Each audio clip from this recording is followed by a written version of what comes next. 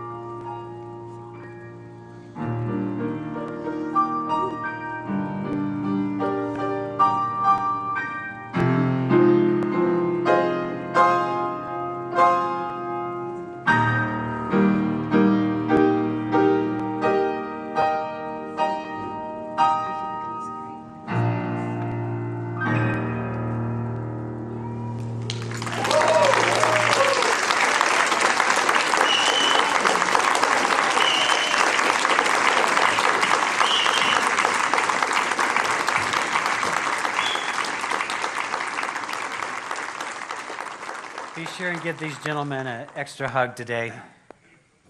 Just want to let you know your to-do list will still be waiting for you tomorrow, but enjoy your big day. So, this has been a tough week for me personally, as it has been for many of us. Last week, I typically unplug on Saturday nights and don't plug back in from the world until sometime after Sunday. And so I had heard something last week on the way about there was a shooting, but, it was, that's news anymore. And so I really didn't realize until I got home that some massive thing had happened. And, of course, we didn't begin to discover until the day wore on. And So I just wanted to acknowledge that there's pain and there is hurt. And one of the things I know we can do in our metaphysics sometimes is what I call spiritual bypass, where we don't want to feel that uncomfortableness of a sad, anguishing situation, and so we come up with some lovely metaphysical explanation of how everything's working, blah, blah, blah, right? And I don't want to do that today. I want to heal. And I believe healing comes through being authentic and being real and acknowledging the things of the world, even as we know there's a greater truth and reality in our hearts. And so I wanted to just start with a prayer. This is from a lovely book by Stephen Mitchell, who's a fabulous interpreter of spiritual work. Some of you know him. He's got many. But he did this interpretation of the book of Psalms. And so this is his interpretation of Psalm 67. And I invite you to just be in a prayerful space with me as I read this. Bless us, Lord, with your peace. Make your light shine within us, so that your presence may be known and your love appear to all people. Let all earth's nations honor you, and all people shout out your praise. Christian, Muslim, and Jew, idol worshiper, agnostic, Buddhist, Taoist, scientist, brown-skinned, yellow and white. Let wisdom speak in their hearts and justice light up their eyes. Let all of them feel your presence and sing out in the fullness of joy.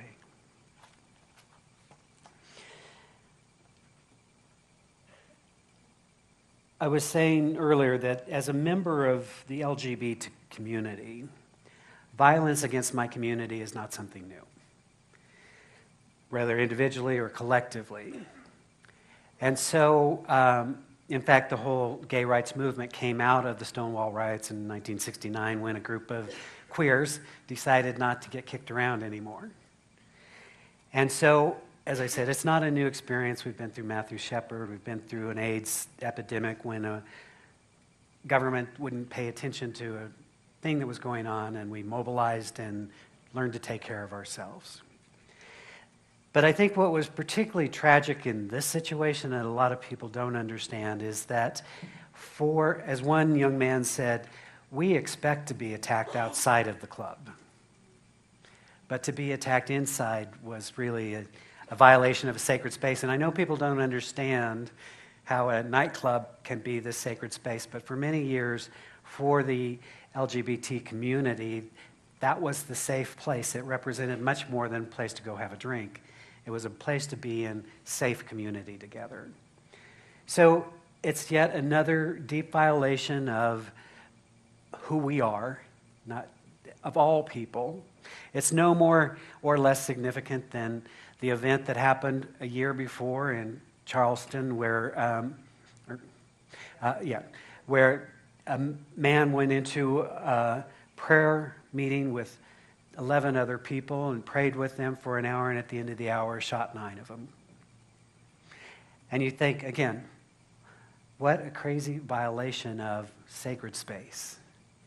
And if one was not careful and one watched too much news and didn't pay attention to anything else, one might be convinced that the world is going to hell in a handbasket and we're all falling apart.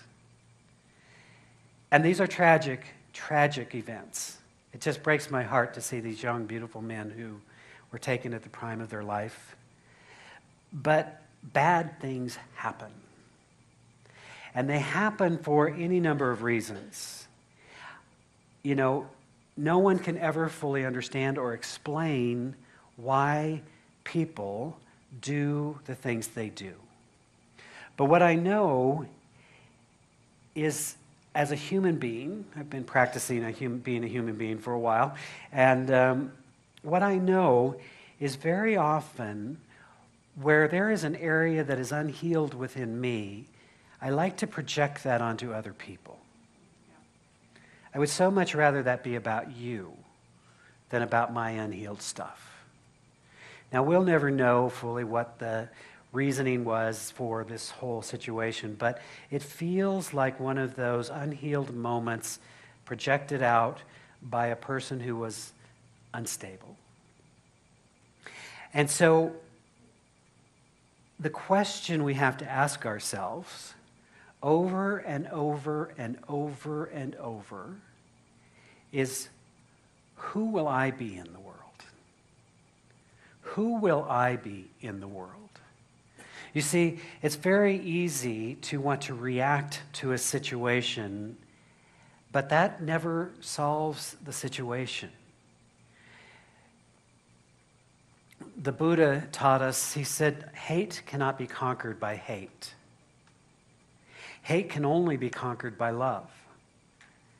This is eternal law. Many do not know how we came to be here in this existence, but those who do stop quarreling immediately. And Martin Luther King said, darkness cannot drive out darkness. Only light can do that. Hate cannot drive out hate. Only love can do that. And so our work, my friends, is to do our own healing work. To look within ourselves, to see what is unhealed within us, and work to know the truth, to embrace the light, to be in a space of compassion and understanding. I've often said that the one fundamentally different thing that Jesus brought forward from all the rabbis that went before him, Jesus very much taught Judaic law. He said, a few of these rules got to go, but overall he was teaching Judaic law with one primary exception. And he said, I tell you not an eye for an eye, but there's a better way. That you must learn to love those who love your enemies and pray for those who persecute you. Lovely, isn't it? In actual practice, not so easy. In all of the prayer vigils and all of the things that went on this week and will continue to go on, how many of us took time to pray for the terrorist and his family and his state of mind? See, this is what Jesus was telling us. You have to love that which appears to be unlovable. And some of us think, well, I don't want that version of spirituality. I want the version of spirituality where we sit around in circles and say cool and groovy things to each other about how we're all one. Right? So, my feeling is that we must allow ourselves to grieve deeply. As I said, this impacts me more because it's my community, but it doesn't impact, it's all the same. Wherever there's heartache, wherever there's hurt, wherever there's pain, wherever there's injustice, it is ours. Again, the message of Jesus was that if you've done this to the least of these, you have done this to me. The call to spiritual magnificence is tough. It goes against our egoic state of being. We'd rather get even. We'd rather be right. We'd rather even sometimes be justified.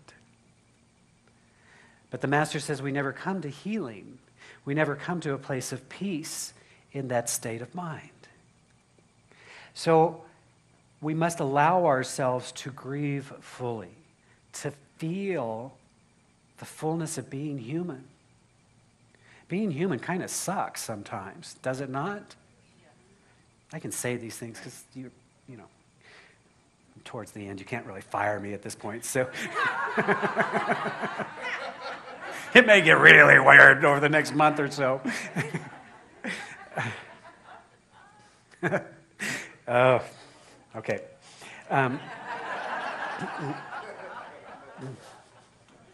Right? This spiritual stuff is hard work. And yet, what do I know? What I know is that each one of us is a divine being. That our spiritual inheritance is we are one with this infinite presence that is love, that is joy, that is harmony, that is peace, that is all good. And yet we are each left to make that discovery for ourselves. When we begin to realize that all of the spiritual work is done within our own being, then when we come to peace within our own selves, we will see peace in our world. When we have joy in our hearts, we will experience happiness. When we learn that we truly live from the inside out, that's where our real work is done. Now, that does not say we do not need to do and act and do things in the world to make the world a better place. Absolutely. But it comes down to our intention and our motivation. You hear me say all the time that I for so many years of my life, thought if I could just get everyone around me to behave, I could be happy. And you did a miserable job. In fact, sometimes you're still doing a miserable job, just so you know. But when I discovered that my happiness was dependent on me, where I was, then who you are and how you show up in the world is just who you are and how you show up in the world. I think to Nelson Mandela, sitting in a prison for all of those years. And if anybody had a really good excuse to be angry, to be justified, he had it. And yet, coming out of prison, he led a nation into reconciliation. One of the great spiritual workers of our time. So each one of us must work within our own consciousness to bring forth our greater possibility. Which brings me to what I actually wanted to talk about today, which is, what is your vision? What is your vision? You see, in my upcoming best-selling book, I'm getting good at this, aren't I? Yeah. Sign up now. It's called Living Boldly, and the first very chapter is Vision Expansively. You see, here's what I want you to know. Your life today is absolutely a reflection of your vision, of yourself and of possibility. Now, for some of you, this is good news. For some of you are so mad at me right now that I'm even talking about you this way. Right?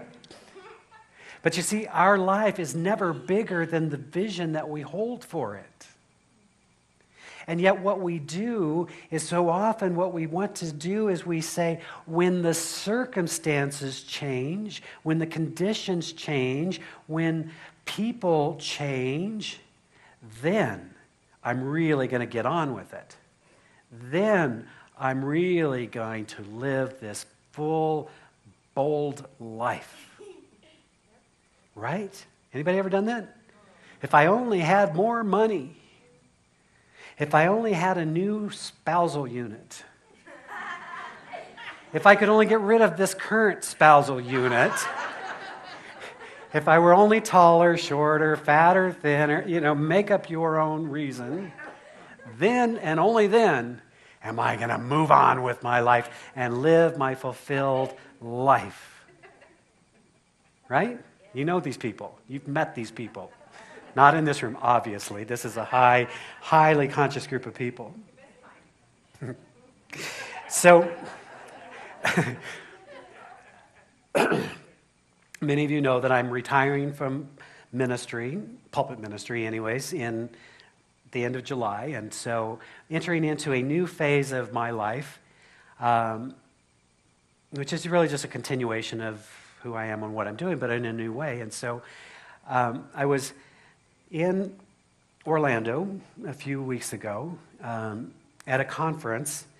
And so at a training, I'm doing all these classes. So I'm old. I grew up with typewriters and mimeograph machines and that kind of stuff. And so it turns out the world changed over the last 30 years while I wasn't looking. And so now you have to learn about whole marketing strategies and social media things and platforms and all the sorts of things to do what I'm doing in the world. So I'm like, okay, I'm down for it. I'll go. So I went to this training in Orlando, and we got done early one night. And so I thought I'm going to go have a glass of wine before I go up to my room. And sitting there in this restaurant bar kind of thing at the bar, and sitting next to me, this really, really lovely woman. And we got to chatting, and so she said, I've been coming to this hotel for like 25 years. And so they all know my kid. They've all watched him grow up. And the lady behind the bar has worked here all these years. Now the bar is named after her.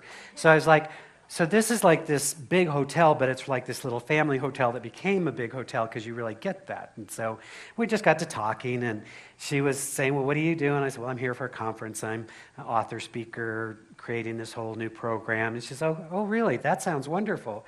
She says, I said, what do you do? She says, I'm a trainer for all of the public utilities in Florida, and there's like 18 different ones. And so we got to talking, and she said, I have this book, it's called The Boldly. She's like, oh my goodness, I'm always looking for guest speakers.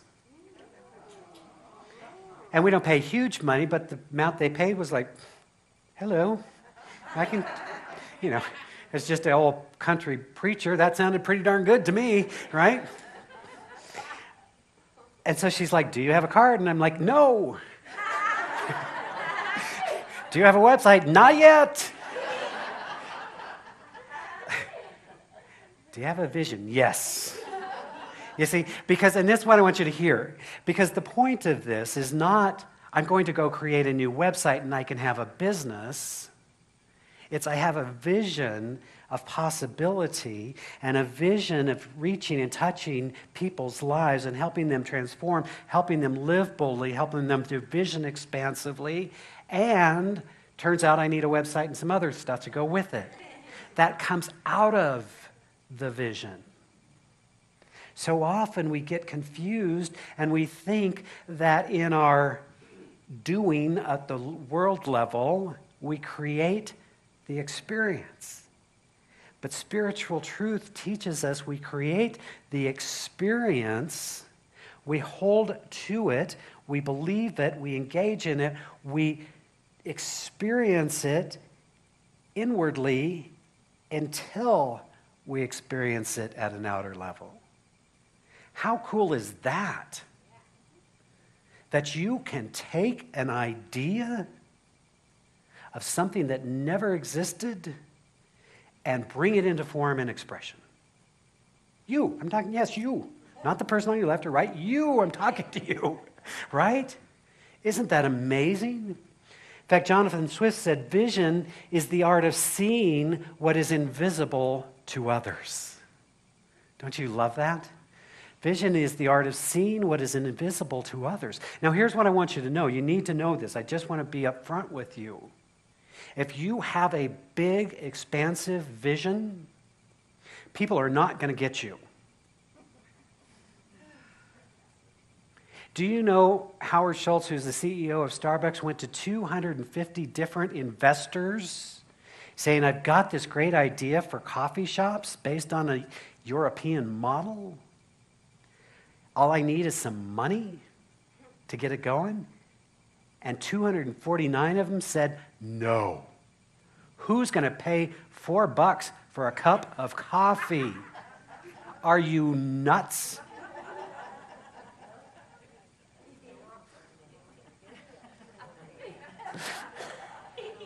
I don't know about you, but I've paid $4. Seems like a deal now. In fact, now we have whole programs about how improving your financial life by stop going to Starbucks. You've heard this theory, right? Take that coffee money. I've heard ministers say, take that coffee money and give it here, right? But people thought he was nuts.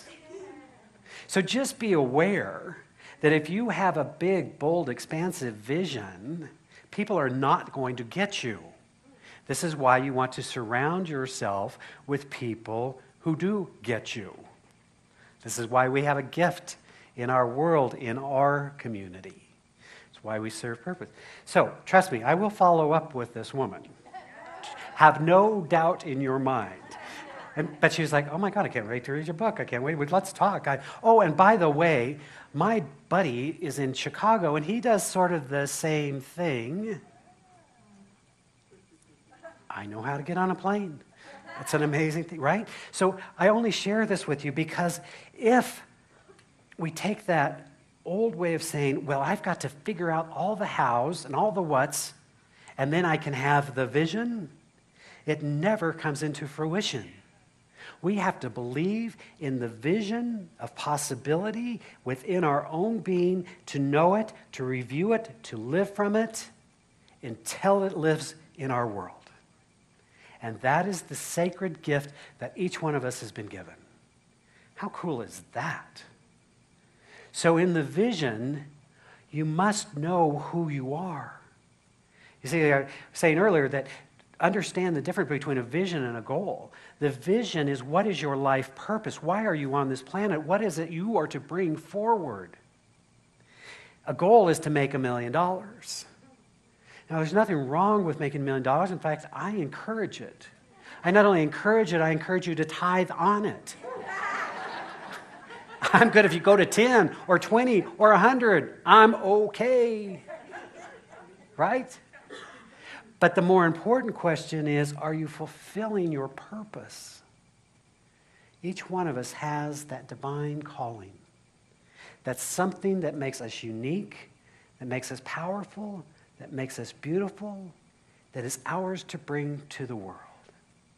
And as I spoke to last week, so often we don't even recognize it because it's so natural to us.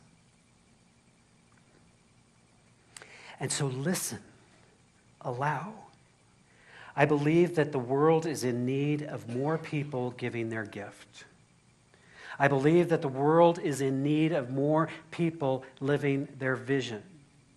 I believe that the world is in need of people doing their own inner healing work so that we are not participating in that level of consciousness that projects our unhealed stuff on others. You with me? Amen? Did I get an amen? Okay, thank you. You know, I like to return to my Baptist roots from time to time. And so even in the midst of our suffering, even in the midst of our pain, what I know is something is broken open. You see, it is that thing that you're going to hear the most amazing music in a moment or two, if I ever stop talking, and I may not. I don't know. But this thing that when our hearts are broken open, life can live more fully through us. So embrace the pain. Allow ourselves to grieve, all the while knowing there's always a greater spiritual truth and reality at work. And so in closing today, I'd like to read from you from my favorite, because you're here, Teresa, John O'Donohue, who's written all these amazing blessings. I want to close with one today. So if you'll just enter into that prayerful state with me, and then we'll go into prayer. This is a blessing for suffering. May you be blessed in the holy names of those who, without you knowing it, help to carry and lighten your pain. May you know serenity when you are called to enter the house of suffering. May a window of light always surprise you. May you be granted the wisdom to avoid false resistance. When suffering knocks on the door of your life, may you glimpse its eventual gifts. May you be able to receive the fruits of suffering. May memory bless and protect you with the hard-earned light of past travail, to remind you that you have survived before And though the darkness now is deep, you will soon see approaching light. May the grace of time heal your wounds. May you know that though the storm might rage, not a hair of your head will be harmed. Let us pray.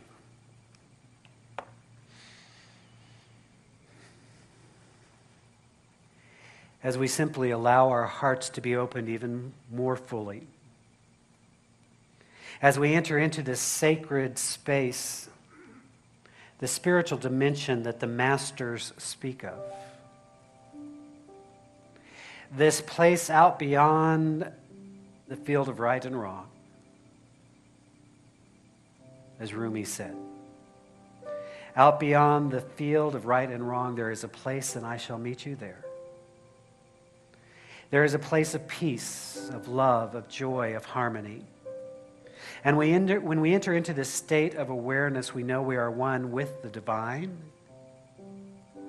that the divine is seeking its revelation through us, that the one life, always present, ever available, is expressing, seeking to know itself more fully through our consciousness. So we open our heart this day to the fullness of living. We open our minds to the fullness of wisdom. We open our very being to the totality of who we are. And we enter into this sacred space knowing that right here, right now, we are divine beings who have inherited all of the spiritual qualities of the One, of peace, of love, of joy, of harmony, of abundance, of all good. And so we're simply speaking this word of truth as we open our hearts to grieve fully, to love graciously, to forgive freely. We allow our relationships to be healed and transformed through the power of unconditional love. We bear witness to the ever-increasing abundance of this one life. We allow ourselves to participate in divine flow as we joyously give and generously receive of this divine bounty. We accept wholeness as the order of a day, and we allow our physical being to be an expression of that wholeness. We express that wholeness as health and well-being and vitality. We live a dynamic and full life. And we say yes to the gifts that are within us. We say yes to that vision which is calling for its greater experience. We move beyond fear and doubt and limitation into the unknown, knowing that as we fully give of ourselves, it is returned to us joyfully and abundantly. How good it is to know this truth. How good it is to celebrate the one life as it expresses through us right now. And so we know that we are blessed, blessed beyond measure. And in this holy and sacred space, we simply, gently, lovingly release that which no longer serves us. We let it go. And in its place, we accept our magnificence, our spiritual wholeness, our divine truth. And because we are blessed, we give thanks. And we extend that blessing to others. We bless this spiritual community, this divine idea unfolding, knowing that indeed this is Spirit's house, and all that is necessary for the full and complete unfoldment is already provided. We extend that blessing to our brothers and sisters across the planet, for we are recognizing and celebrating the brotherhood and sisterhood of humanity, that we are all one family. And so we are accepting and knowing a world that works for all, a planet at peace, a place free of all discord of every kind. And as is our custom, we bless all priests, rabbis, imams, teachers of all faiths. For we know that where two or more are gathered in the presence of the I Am, love is there. And we name it good. In joy and gratitude, then, I'm simply giving thanks that this is so. I release this word into the law of mind, knowing that it goes forth to heal, to bless, to prosper. In profound gratitude, then, I simply give thanks, allowing it to be so, as together we say, and so it is.